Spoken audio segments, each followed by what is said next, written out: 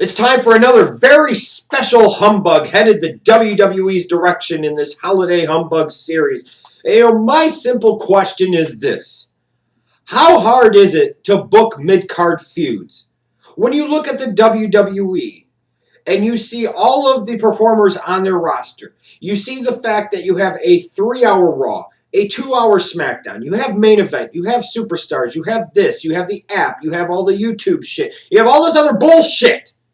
And yet the WWE still, at the end of 2013, just like they have for the past several years, is consistently failing due to laziness, incompetence, and combination of that and many other things, is still failing to deliver us anything close to a completely entertaining and riveting product from top to bottom with compelling, interesting feuds all throughout the different levels of the damn show. How hard is this shit? How hard is it to take a guy here and a guy here and have them feud in the fucking mid-card? This is laziness and stupidity of the highest order from the WWE. In today's WWE, here's what you get.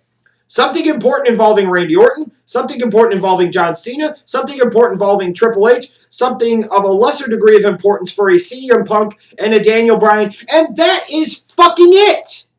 It's like the old rule I had a couple of years ago. You had a feud for Cena, you had a feud for Orton, and then you had something for The Miz. You knew if Miz was like your mid-card champion, you were going to have 3 real tangible feuds, 3 real important things that would get you to watch the show every week. Something with Orton, something with Cena, and something with The Miz.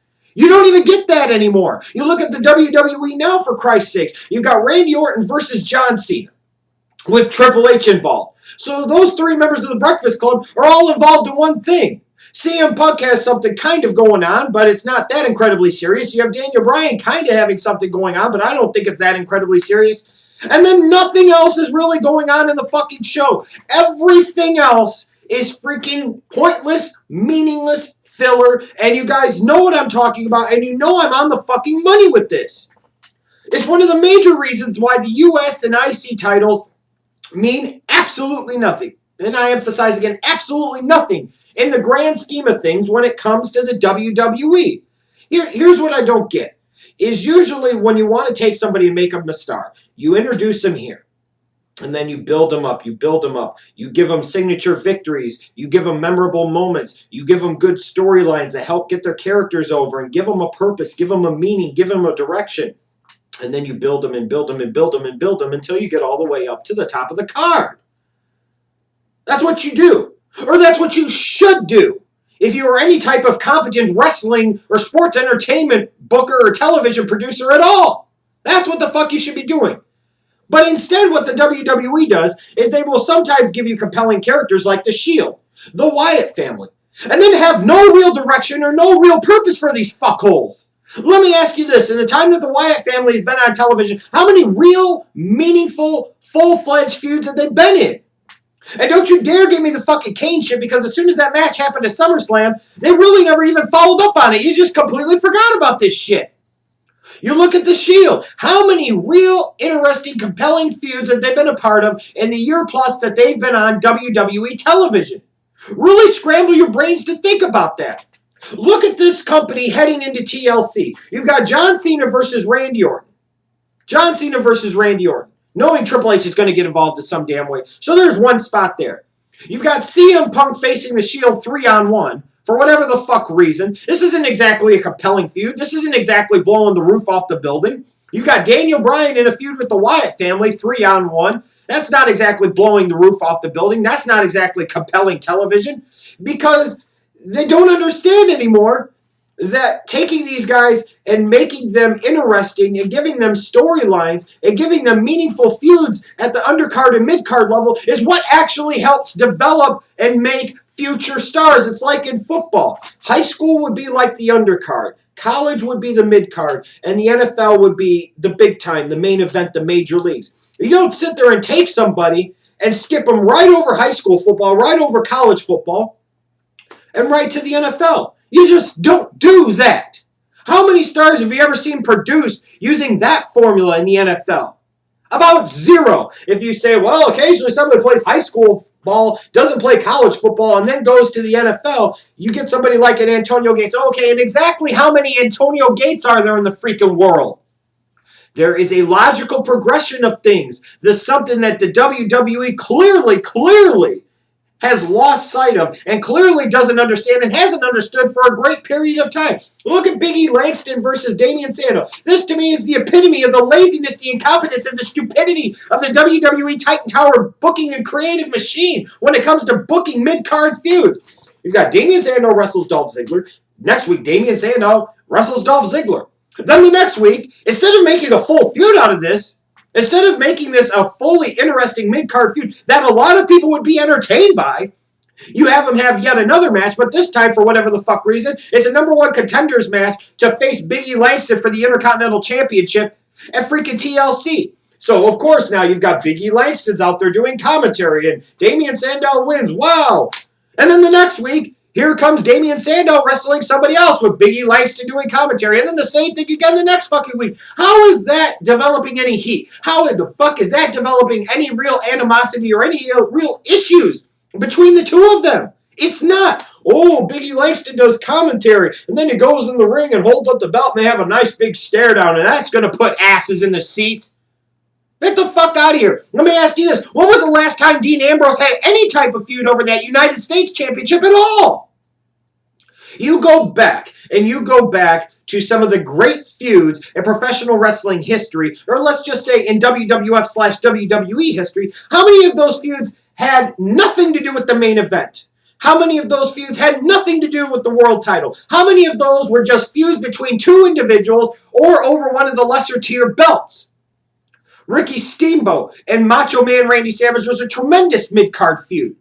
Macho Man Randy Savage, Jake the Snake Roberts, a tremendous mid-card feud.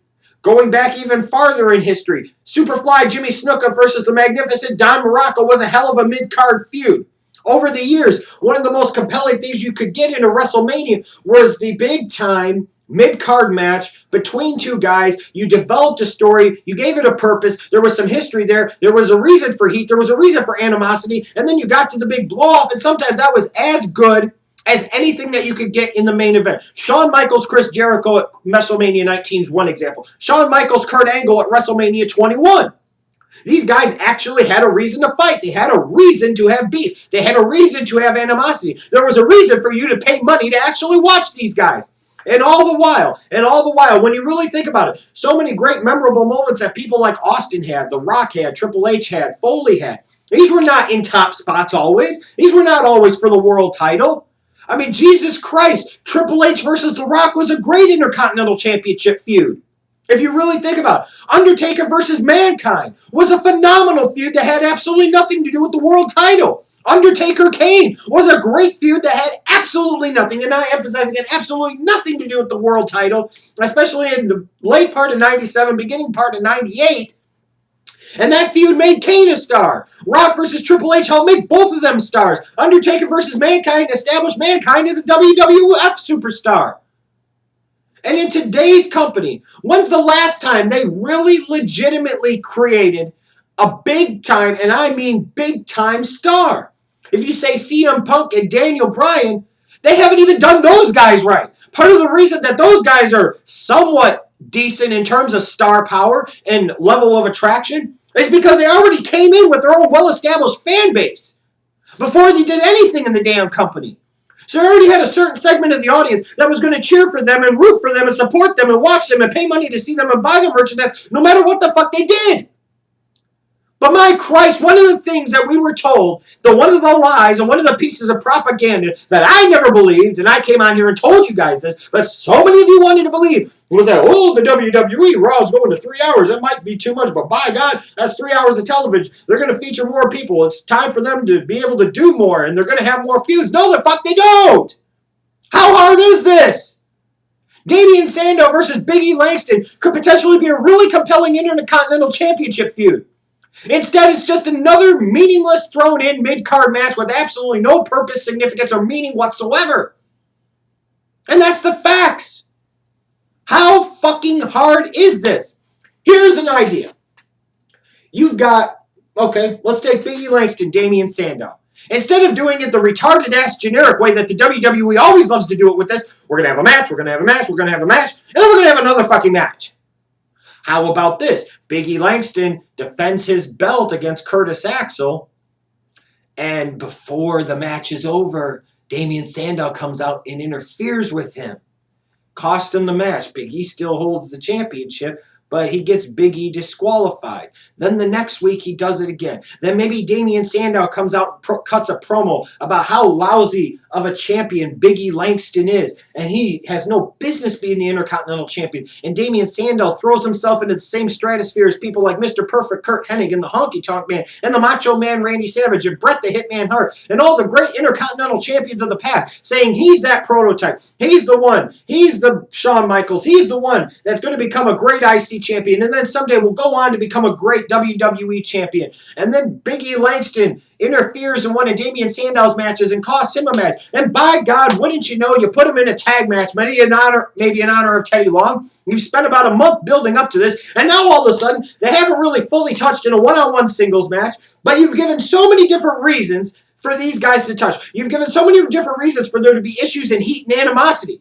I didn't do anything spectacular there. I didn't even devote much time to it. This was just shit that came off the top of my head. Imagine if I spent 10 minutes writing this shit down. I could come up with a 2 or 3 month program involving Damien Sandow and Big E Langston that could be very damn compelling, contrasting these two individuals and their styles and their personalities and their approaches and their ways of doing things. Focusing on Damien Sandow as one type of performer.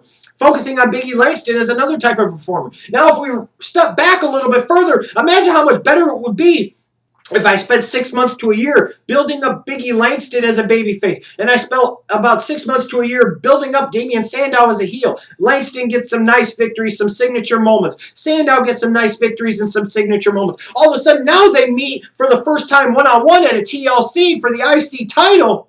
You've got a big fucking monster mid-card match on your hands.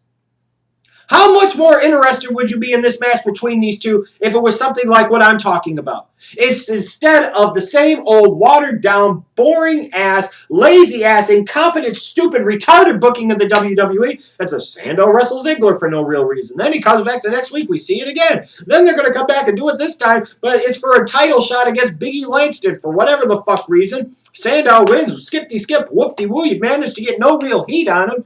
You've done nothing to establish Big E Langston as a viable, intimidating, credible mid-card IC champion. The incompetence of the stupidity of the WWE here is mind-blowing. How can they not figure it out? And maybe they do, and maybe they just don't give a fuck.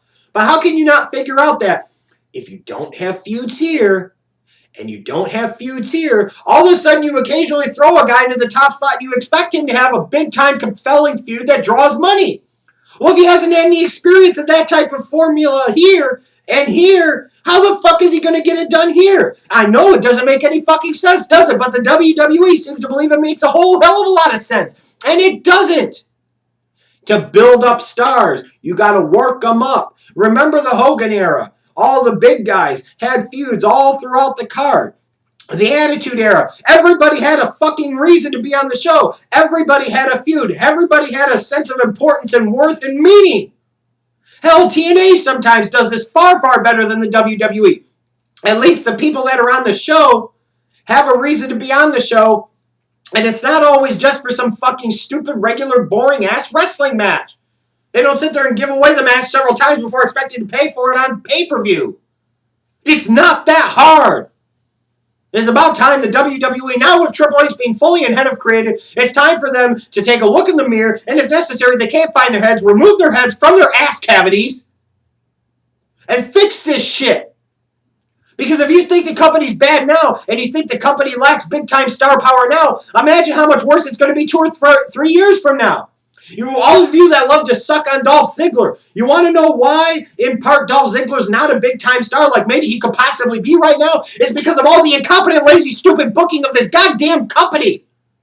Oh, we're just going to have Dolph Ziggler wrestle Kofi Kingston a million fucking times. We're going to have The Miz wrestle Kofi Kingston a million fucking times. And give absolutely no reason for it whatsoever. No real storyline for it. No real feud. No real reason for heat. No significance whatsoever.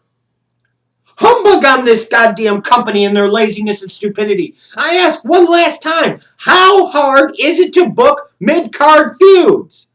The answer is it's incredibly easy. But with soap opera writers and television writers, nothing's going to change. It's just going to be more incompetence for this stupid-ass company.